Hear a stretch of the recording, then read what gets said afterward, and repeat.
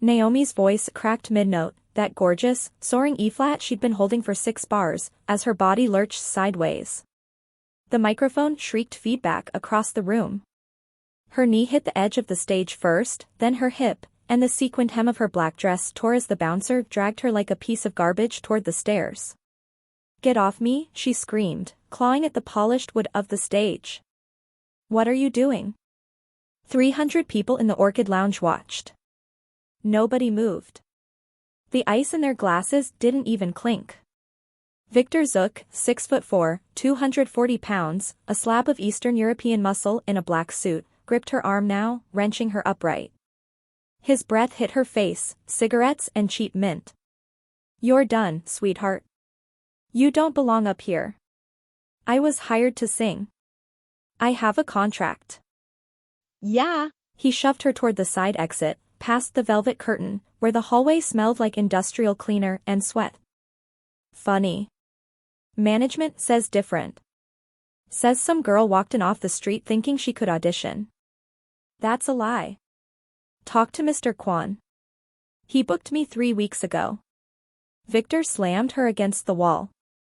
Not hard enough to break anything. Just hard enough to remind her that he could. His forearm pressed across her collarbone, pinning her. His eyes were flat.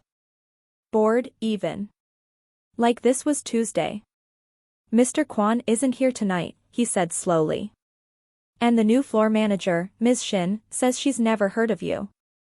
So either you walk out the back door on your own legs, or I carry you out to the alley and let the rats keep you company. Your choice." Naomi's chest heaved. She could feel the bruise already forming on her knee. Her torn dress exposed the dark skin of her thigh, and Victor's eyes flicked down to it for just a second that made her stomach turn. "You're enjoying this?" she whispered. He smiled. "I'm doing my job." Behind the curtain, she heard it, the murmur of the crowd shifting, someone else taking the stage, a piano beginning to play. They'd already replaced her. 300 wealthy patrons in Seoul's most exclusive underground jazz club, and not a single one had flinched when a black woman was dragged off the stage by her ankle. Victor released her. She stumbled, catching herself against the wall. "Back doors that way." He pointed down the dim corridor. "Don't come back." Naomi didn't move. Her hands were shaking. Not from fear, from something older, something that lived in her bones. She'd been thrown out of places before. Told she didn't belong. Told her voice wasn't right, her look wasn't right, her skin wasn't right.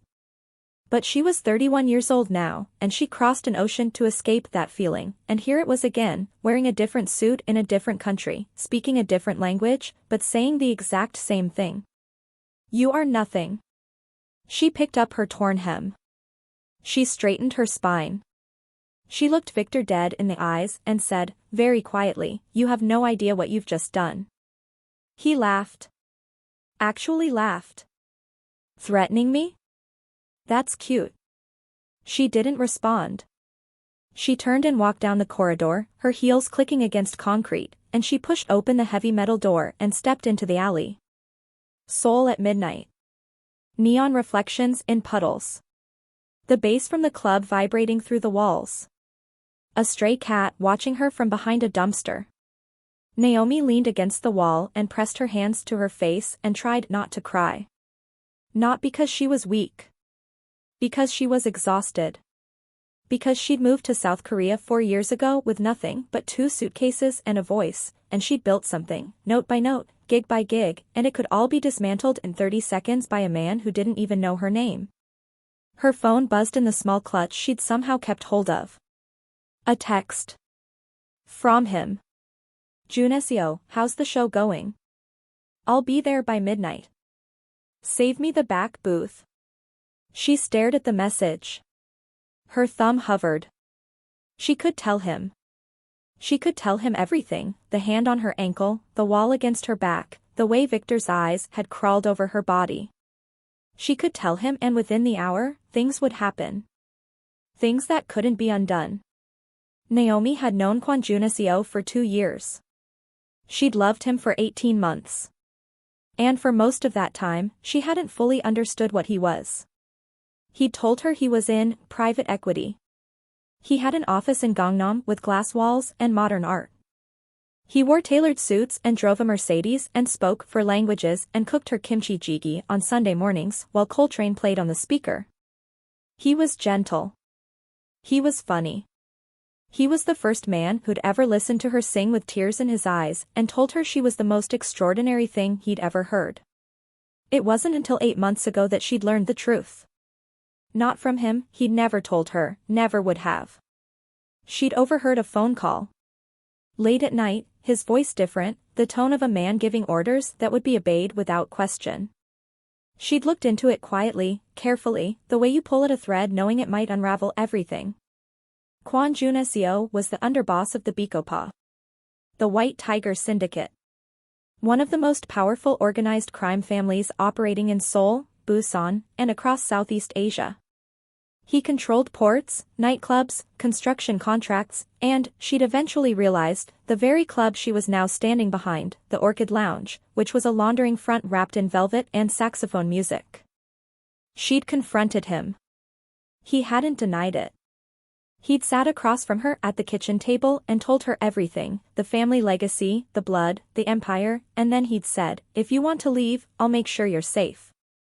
I'll set you up anywhere in the world. But I need you to know that nothing I am in that world changes what I am with you. She'd stayed. God help her, she'd stayed. And now she stood in an alley, tasting blood where she'd bitten the inside of her cheek, and she typed back. Naomi, don't come. Something happened. I'll explain later. His reply was immediate. Jun-seo, what happened? Not a question. A command. She could hear his voice through the text, low, controlled, the temperature of the room dropping. Naomi, it's fine. I'm fine.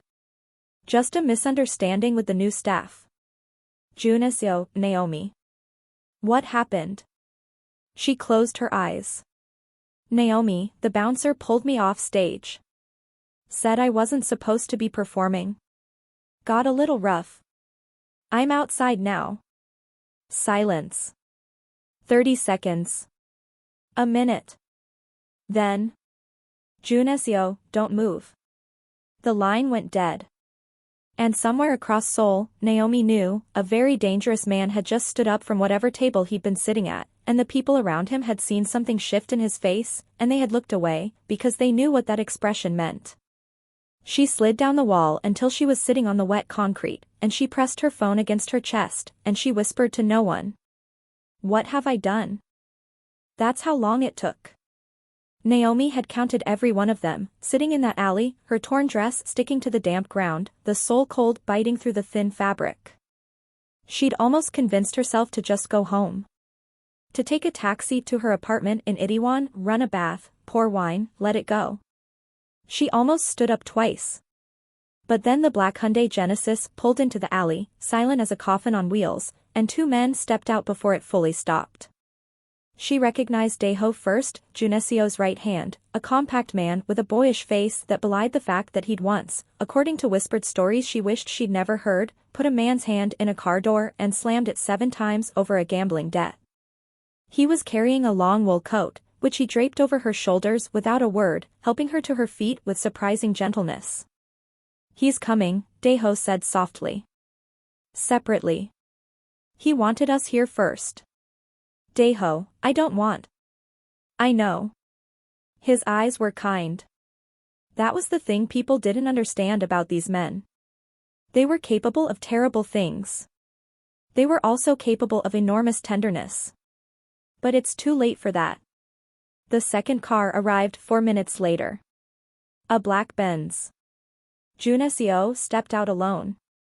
He was wearing a dark navy suit, no tie, the top button of his white shirt undone. His hair was pushed back. He looked exactly like what he was during business hours, a 37-year-old Korean businessman with sharp cheekbones and calm, intelligent eyes. But Naomi could see what others couldn't. The slight tension in his jaw. The way his hands stayed loose at his sides, deliberately loose, the way a man holds himself when he's controlling something volcanic. He walked to her.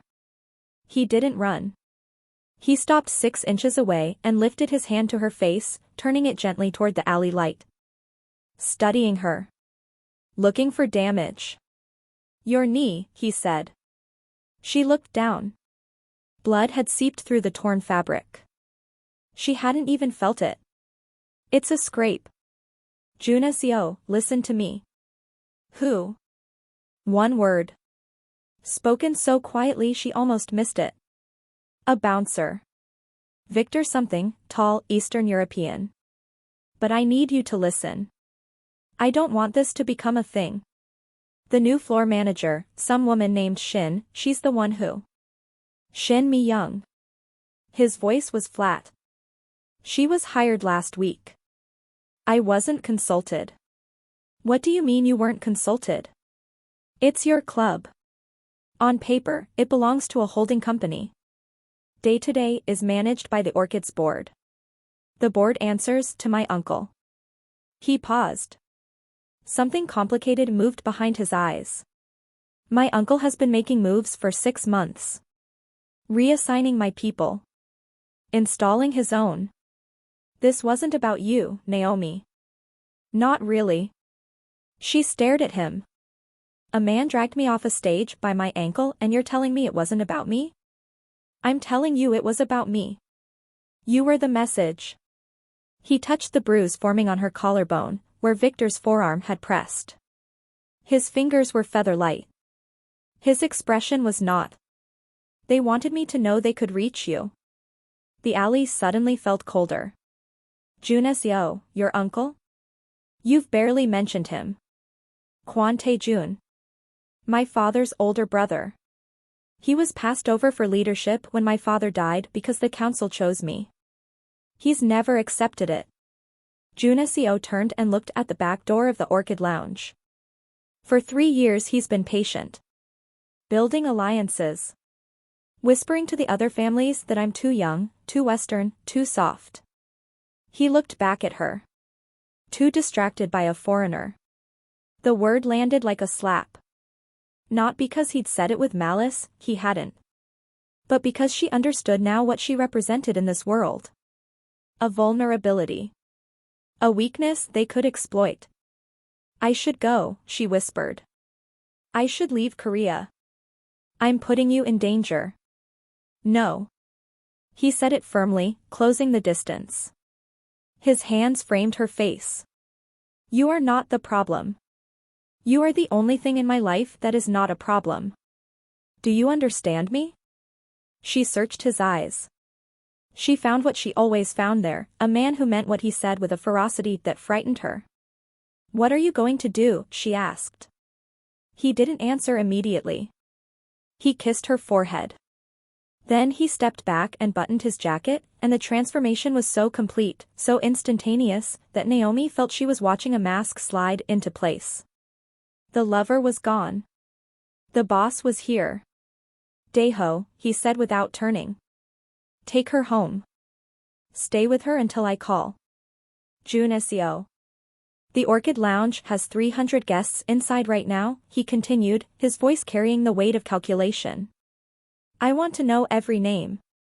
Every reservation. Every VIP table. I want to know who authorized Shin Mi-young's hiring, and I want her employment file, her phone records, and a list of everyone she's communicated with in the last 14 days. Daeho nodded once. And the bouncer? Daeho asked. Jun-seo was already walking toward the club's back door. He paused with his hand on the metal handle. The bouncer touched her. That matter I'll address personally. Jun-seo, don't. Naomi stepped forward, but Daeho gently caught her arm. He looked back at her. And for a moment, just a moment, the mask cracked and she saw the man underneath, the man who burned with a quiet, devastating fury not because his authority had been challenged but because the woman he loved had been thrown onto concrete and told she was nothing. I won't kill him, Jun-seo said softly. I promise you that. He pulled open the door and disappeared inside. Naomi stood in the alley, wrapped in a wool coat that smelled like his cologne, and felt the world tilting beneath her feet. She'd spent 4 years building a life in Seoul. Singing in jazz bars and small venues, teaching vocal lessons, learning Korean phrase by phrase, earning her place. And now she was standing at the center of something vast and dangerous and entirely beyond her control. "Come," Daeho said gently. "He'll be all right. He always is." She let herself be guided to the car. As they pulled out of the alley, she looked back and saw, through the club's frosted side window, a shadow moving through the crowd with the unhurried certainty of a predator who had already chosen its prey. She pressed her forehead to the cool glass and thought about the first time she'd met Jun-seo. A tiny jazz bar in Hongdae. She'd been singing Billie Holiday, Don't Explain, and she'd looked up from the microphone and there he was at the bar, alone, watching her with an expression she couldn't read. After the set, he'd send a drink to her table, not champagne, not something flashy, but a pot of warm chrysanthemum tea with a handwritten note on a napkin. "Your voice sounds like it knows things mine never will." "Thank you." She'd kept that napkin. It was in her nightstand drawer, folded into quarters, the ink slightly smudged. Now that same man was walking into a room full of people who might want him dead, and it was because of her, and she couldn't do a single thing about it except sit in the back of a black sedan and pray to a god she wasn't sure she believed in anymore. "Daeho," she said quietly. "Yes? Has anyone ever gotten out of this life?" He was silent for a long time. The city lights slid across his face. "Jun-seo's mother did," he finally said. "She left Korea after his father was killed. Moved to Vancouver. Never looked back." He glanced at her in the rear view. "But she left her son behind. That's the price." Naomi said nothing. She watched Seoul blur past the window and wondered what price she would pay. That's how long the silence lasted. Jun-seo didn't come home. Didn't call. Sent only 2 texts, both identical, both arriving at exactly 7 a.m. "I'm safe. Stay inside. I love you." Naomi paced her apartment like a caged animal. Daeho stationed himself outside her door, polite and immovable. She taught her vocal students over video call, her voice steady, her hands trembling beneath the frame of the camera. She cooked meals she didn't eat. She played piano for hours, working through the Chopin nocturnes she'd memorized in college, letting the music metabolize her fear. On the 4th morning, she woke to the sound of her front door opening and closing. Jun-seo was sitting at her kitchen table when she came down the hall. He was in the same navy suit, now wrinkled. His tie was missing.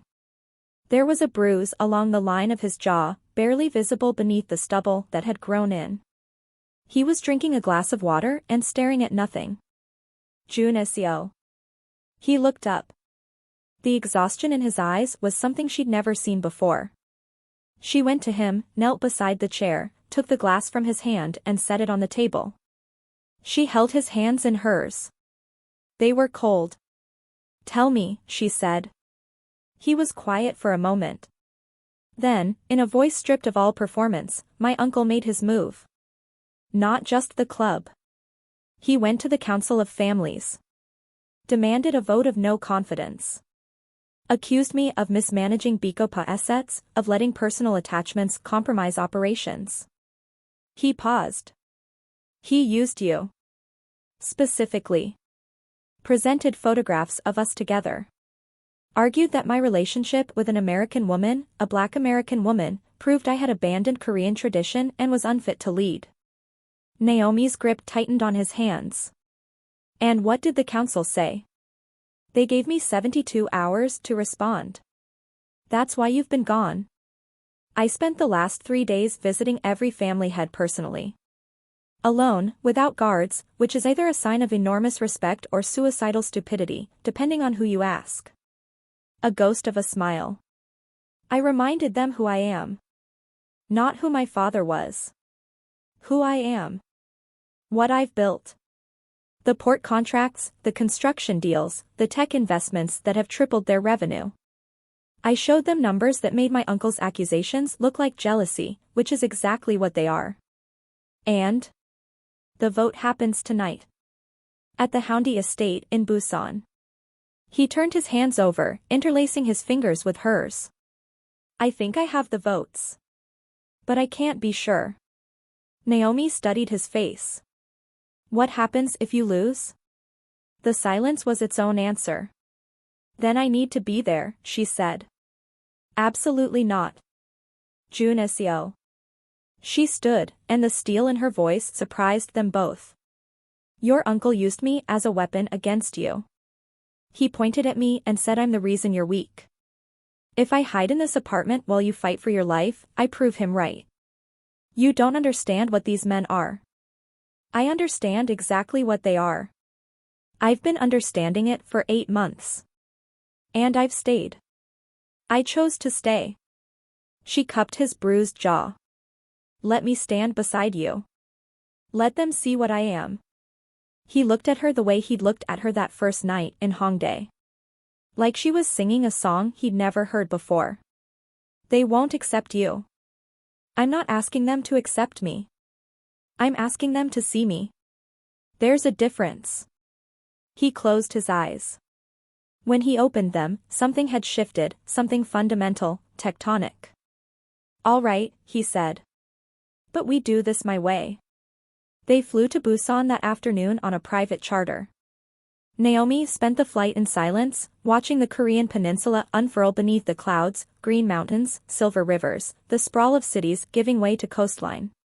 Jun-seo sat beside her making calls in rapid Korean, his voice low and precise, arranging pieces on a board she could only partially see. The Haeundae estate sat on a cliff overlooking the sea. Traditional Korean architecture, curved tile roofs, wooden columns, stone courtyards, but the scale was obscene, a compound that sprawled across acres of manicured land. Security was everywhere. Men in dark clothes with earpieces and the quiet confidence of people who carried weapons they rarely needed to use. Naomi stepped out of the car in a floor-length ivory gown, simple, elegant, her natural hair styled in a crown of coils. She'd chosen every detail deliberately. No ostentation. No performance. Dignity. The council had gathered in the main hall, a cavernous room with painted screens and low tables, the air thick with the smell of incense and old money. 12 men sat in a wide semicircle. Most were older, silver-haired, with the kind of faces that revealed nothing. At the far end, Kwon Tae-jun, Jun-seo's uncle, a heavy-set man with small, shrewd eyes and hands like shovels. And beside him, standing at rigid attention, Victor Zook. Naomi's stomach dropped. The bouncer who dragged her off the stage was here. At the council meeting. Which meant he wasn't just some hired doorman. He was Tae-jun's man. Had been all along. Victor saw her at the same moment. His face registered surprise, then something uglier. Contempt. Jun-seo walked into the room like he owned it.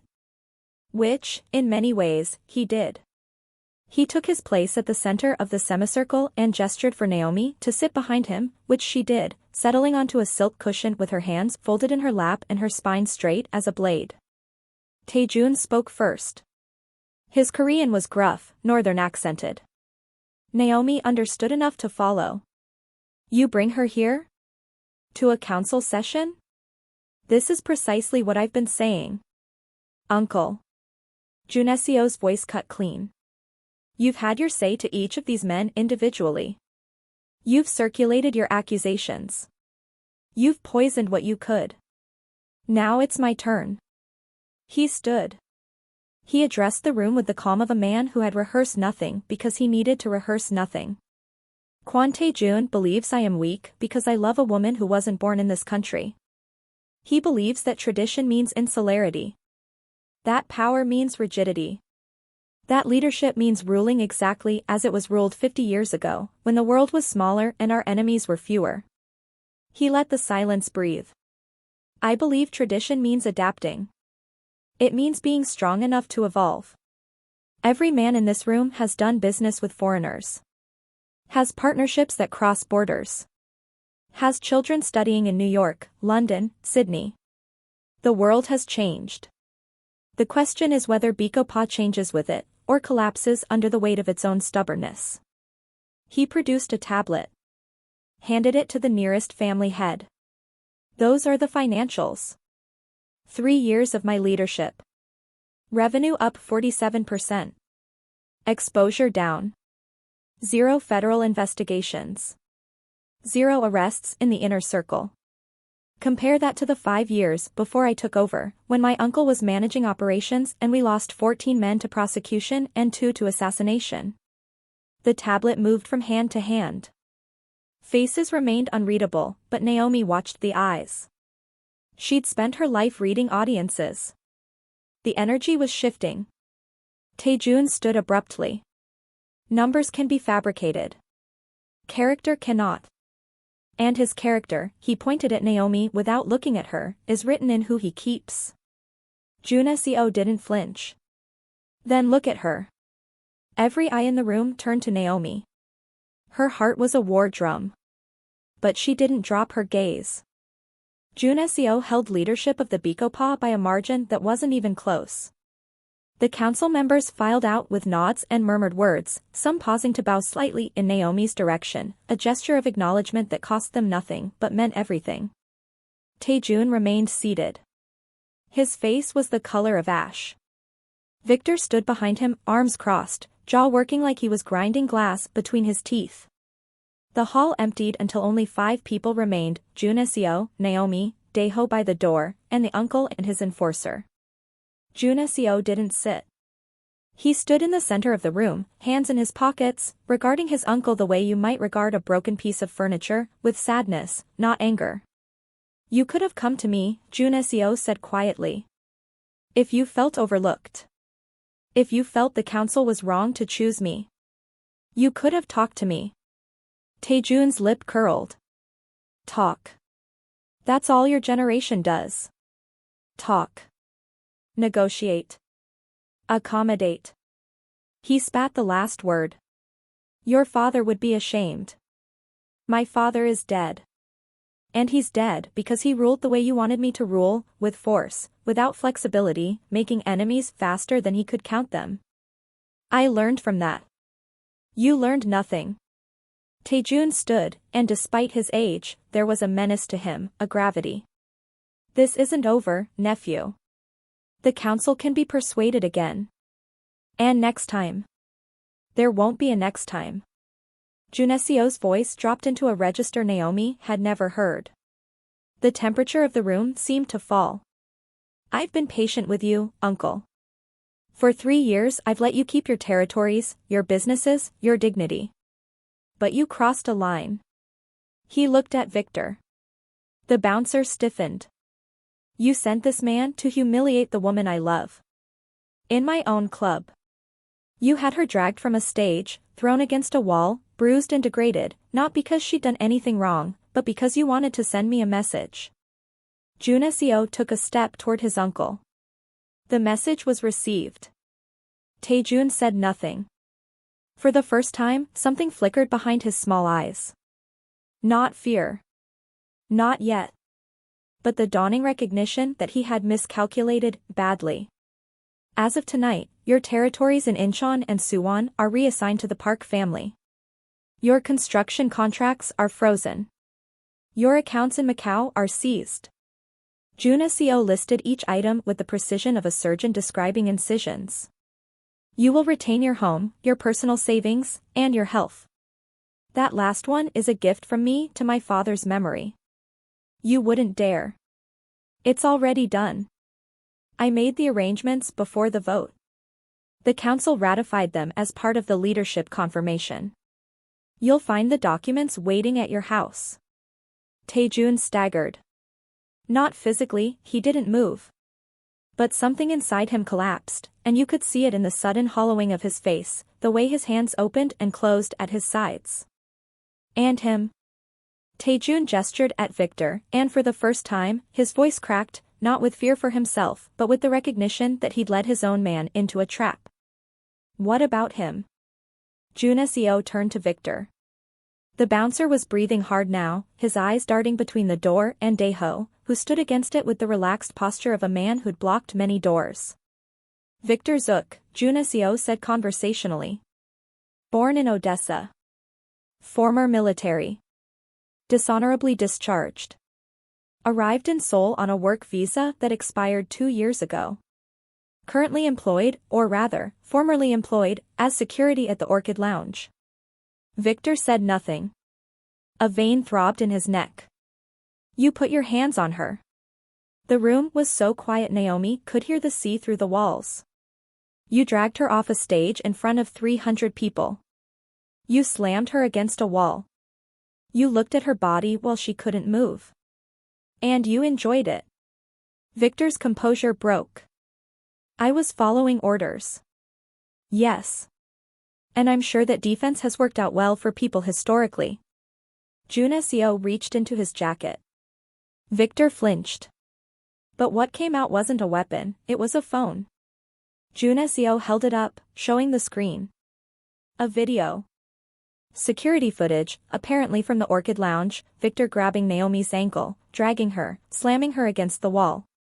The footage was crystal clear.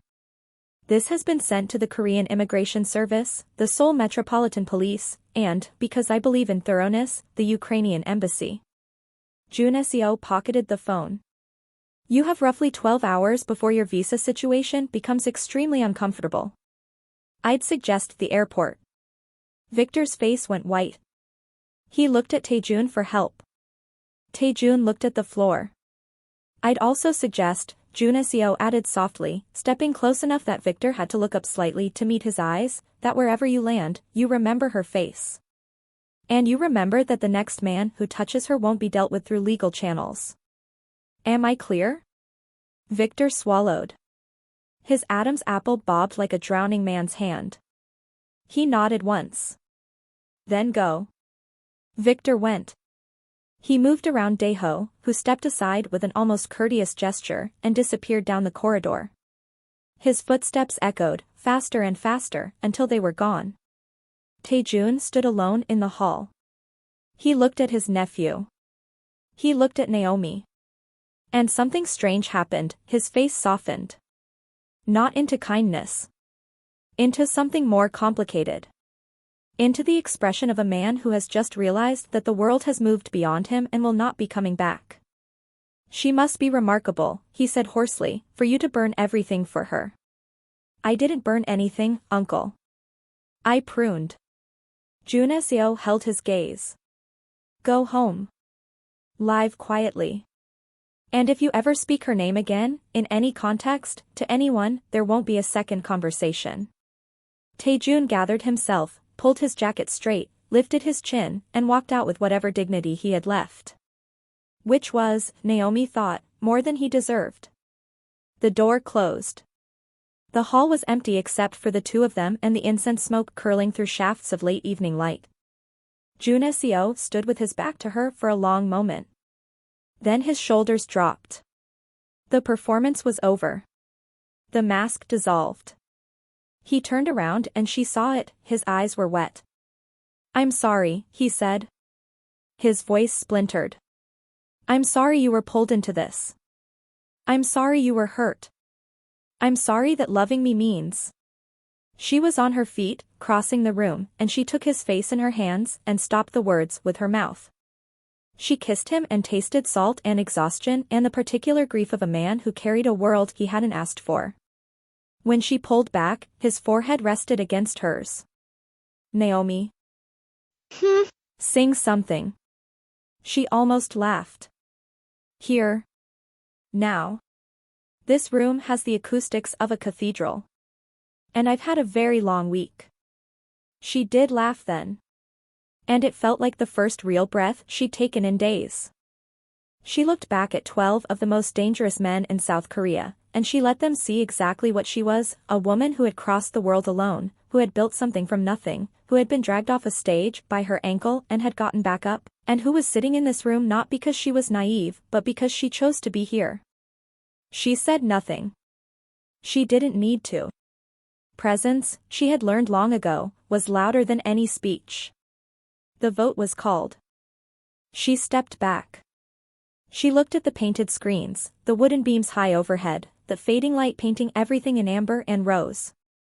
She thought about what song could possibly hold everything she felt, the terror and tenderness, the fury and forgiveness, the impossible reality of standing in a Korean crime lord's ancestral hall in an ivory gown with bruises on her knee and love in her chest. She chose Billie Holiday. Of course she did. The same song from the night they met. Don't explain, hush now, don't explain. Her voice rose through the empty hall, unmiked, unaccompanied, raw as an open wound and twice as beautiful. It filled the space the way water fills a vessel, completely, inevitably, as if the room had been built for this exact purpose.